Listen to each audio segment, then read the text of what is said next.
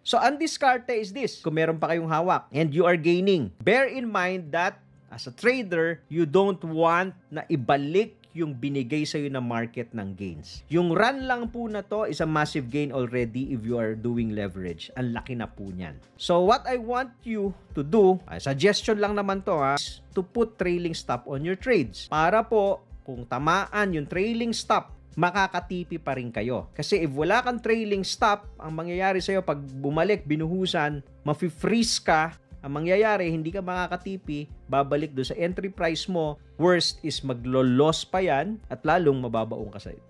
Para naman dun sa mga wala pang hawak. Kahapon sa Facebook, sabi ko, nangangamoy FOMO to.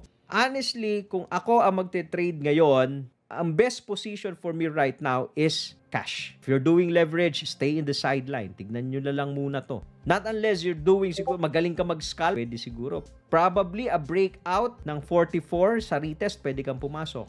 Kasi amoy FOMO na po. Okay lang kung sa breakout ka papasok kasi it means na pwedeng may isang leg pa, probably 45, 48. Possible, pero maliit na upside yan compared do sa downside. Alright? Follow for more Tito Moves!